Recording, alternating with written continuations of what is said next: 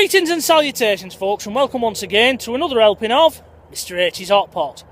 Join me today for day 37 of the UK lockdown, where currently I'm out and about, taking my daily exercise, early in the morning as always, to try and avoid the crowds, and I'm bringing you guys along for the ride. Now, today, folks, I've come to a different area than I normally go to. The reason for that is I fancy a change of scenery in the first instance. I've been going to the same place basically for the past 6 weeks, and I know I want to change that and mix it up a little. So I've come to this particular area, which, Mick Byrne, if you're watching today's vlog, I'm sure you'll recognise some of the scenery as we make our way along. And secondly, I'm on a bit of a mission this morning, Hot Potters.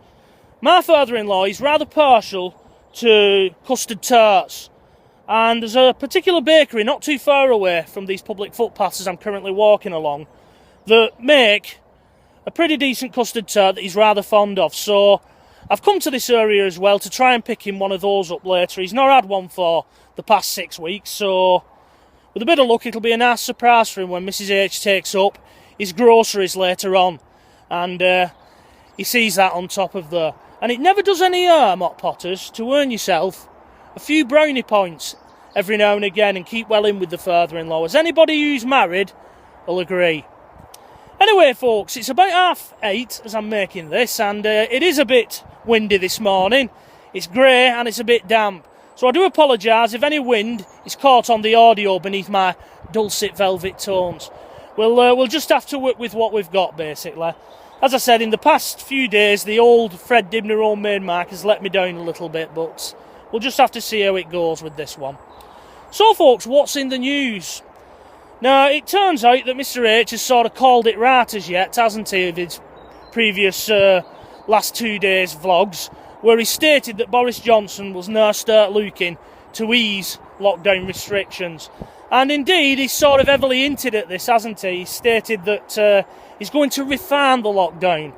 You know, you can almost imagine him there with a fine screwdriver, you know, just tweezing and tweaking it a little bit. And what that means is the lockdown rules are going to be eased, basically. And in some areas they'll be eased, and in others I think they'll get tougher. And of course the media is now speculating wildly as to where he's going to go with this, aren't they?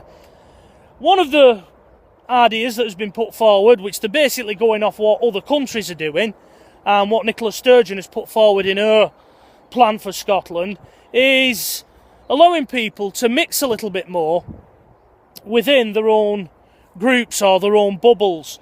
So you'll be able to nominate 10 people, family and friends, and socialise with them. Again, where at present you're only allowed to socialise within people within your own household, aren't you?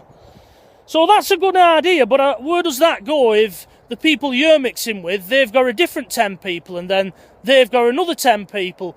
Eventually we're all going to be socialising with one another by extension, aren't we?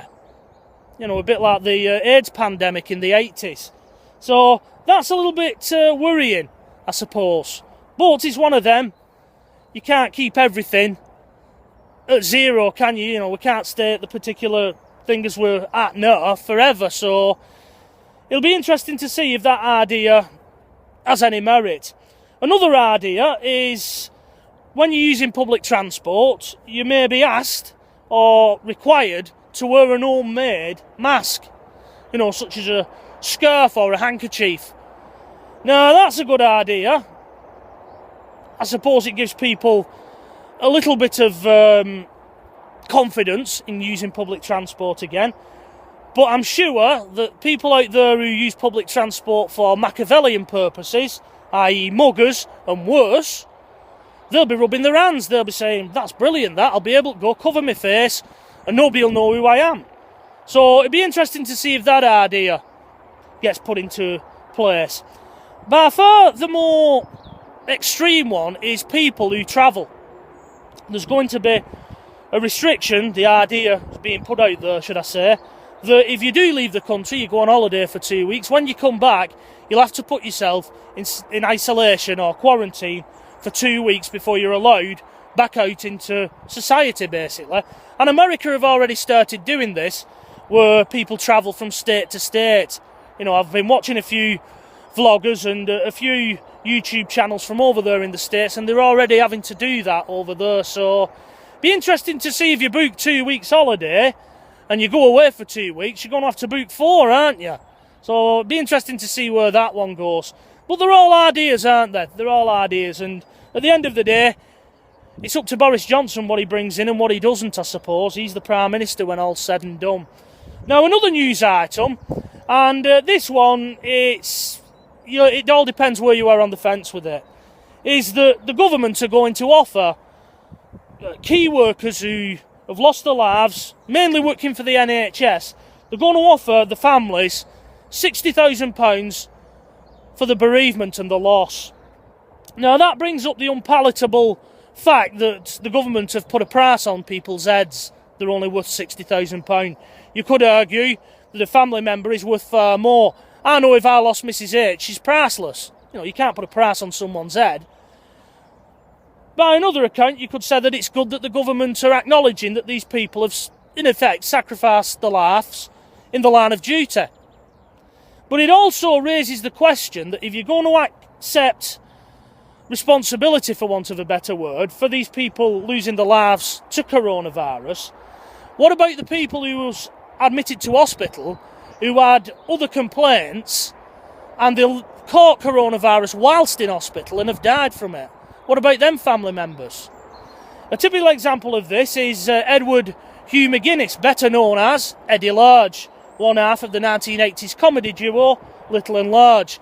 He went into hospital with heart problems, and because he had a weak heart, when he did catch coronavirus, he couldn't fight it and he lost his life, and that's what's on his death certificate, coronavirus.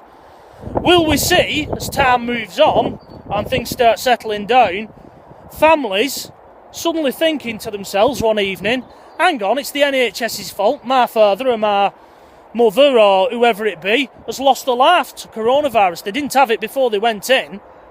Are we going to see compensation claims against the government? I can see that happening as well. As always, leave your thoughts below on those things. It's interesting to get other people's views as well. I personally think it's a bit distasteful putting a price on someone's head.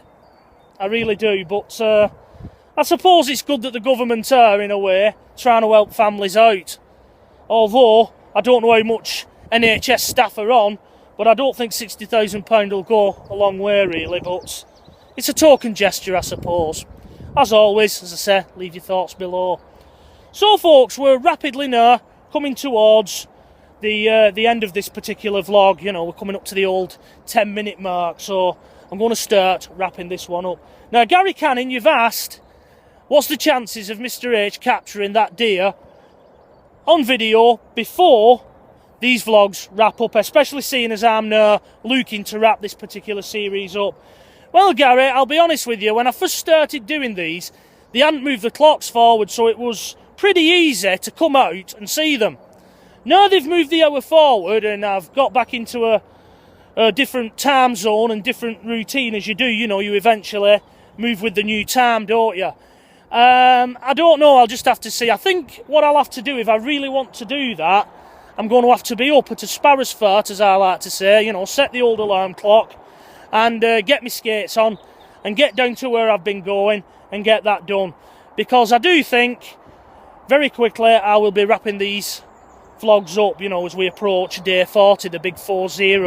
And it seems odd that 40 days on, I'm still here, making these vlogs. If somebody had have told me this last year, I wouldn't have believed them, but there you go. It's been a good run. I really have enjoyed making these, and I'm not saying I'm going to become a vlogging channel, but I may do more of them as time goes on. We'll just have to see, but I'm really looking forward to getting back to my normal style of video before I forget how to do them.